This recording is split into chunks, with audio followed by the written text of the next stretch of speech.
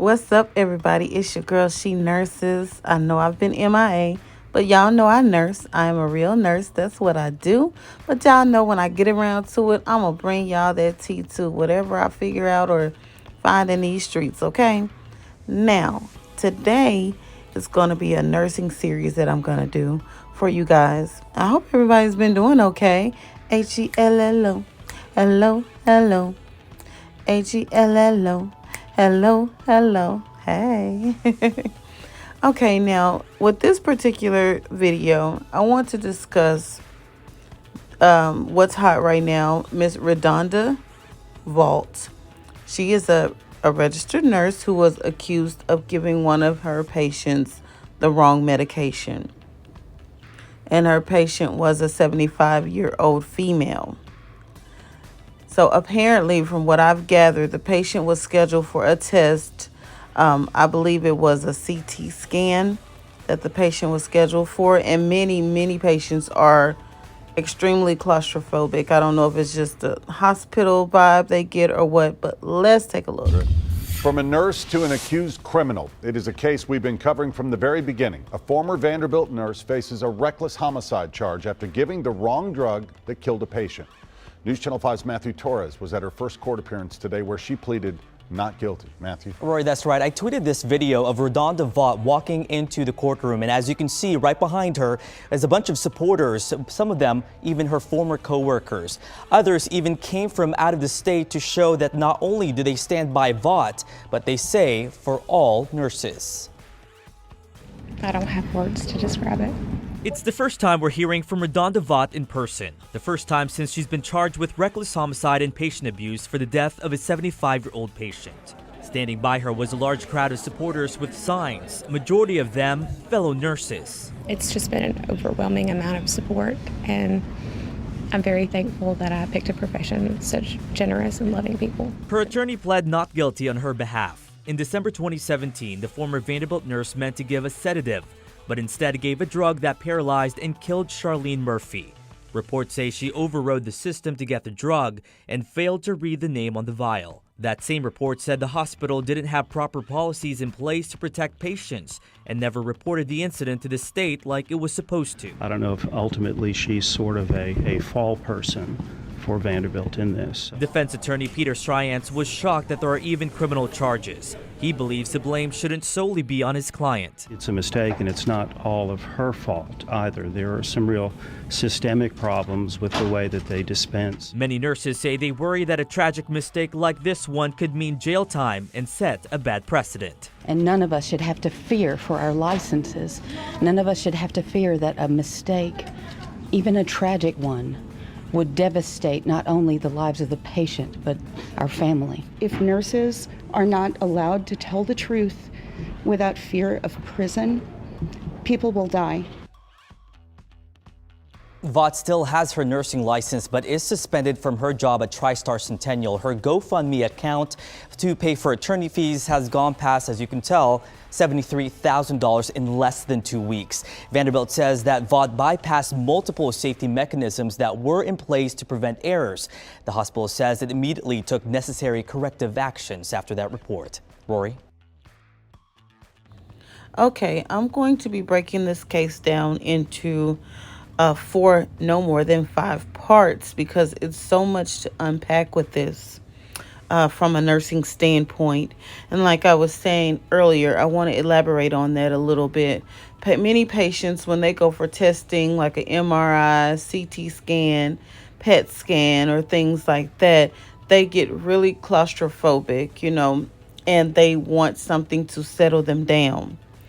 They want anything to settle them down sometimes. They're so nervous and paranoid about it. They can't handle that small space.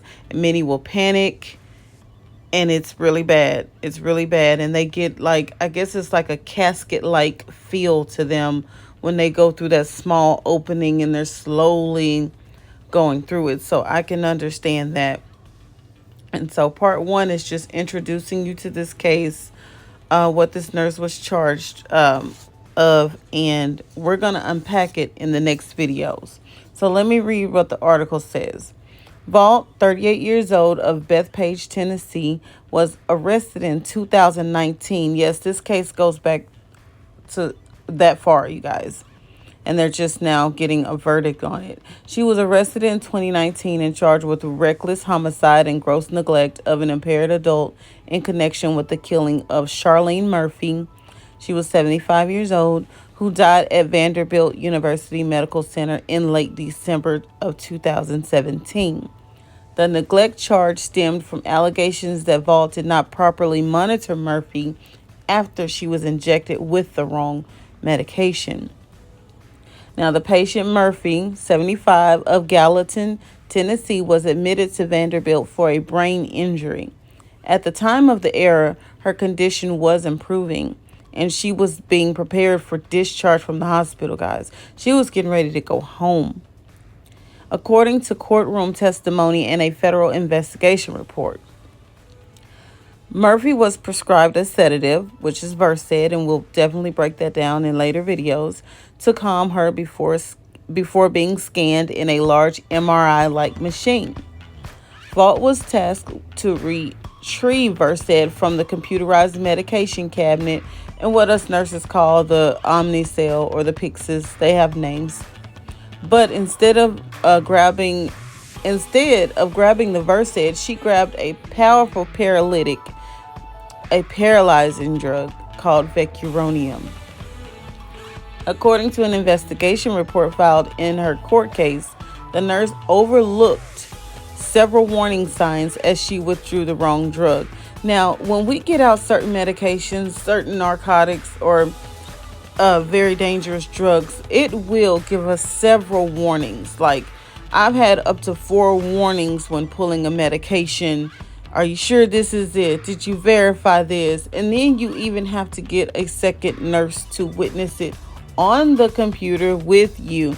They literally have to type in their username and password, okay? And then you're able to get the drug out. Especially if it's a new medication, you have to override it in an emergency situation. Now, if it was non-emergent, you don't have to override. You can wait on pharmacy to put the medication in under that patient's profile. But if it's emergency, you have to override it, override the system, and pull that medication out.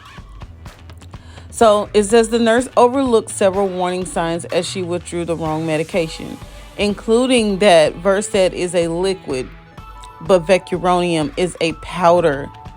So, and that is true. Versed is a liquid. Vecuronium is a powder, and you have to manually mix it yourself.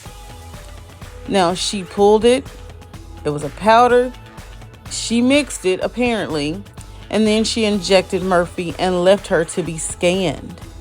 So she didn't come back in 5 or 10 minutes to see that the patient was struggling to breathe or trying to get help or anything, because you have to remember, this is a paralyzing drug. It's a paralytic. She's not going to be able to move. You know what I mean? You have to go in there and assess your patient, especially if it's something they probably never had before. You definitely need to assess them for any side effects. So by the time the error was discovered, Murphy was brain dead. Yeah, so I'm going to stop right there because we're going to unpack the other parts of this article in later videos. But this is what I'm going to be talking about, Miss RaDonda Vaught.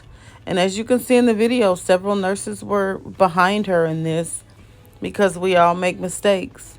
I've done it before. I've mistakenly given a Pepsid when I was supposed to give a Protonics.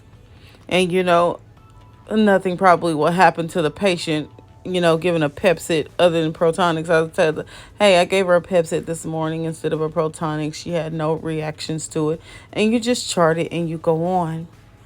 But with the more serious medications, of course, there will be consequences. So, and we will break that down later. So I'm going to stop with part 1 for now. Let you guys digest that. And I'll be back with part 2 either later tonight or tomorrow, okay? Because we're going to unpack this and get into some things. I would really like you guys to discuss it below and tell me what you guys think about it, okay? Shout out to the notification gang.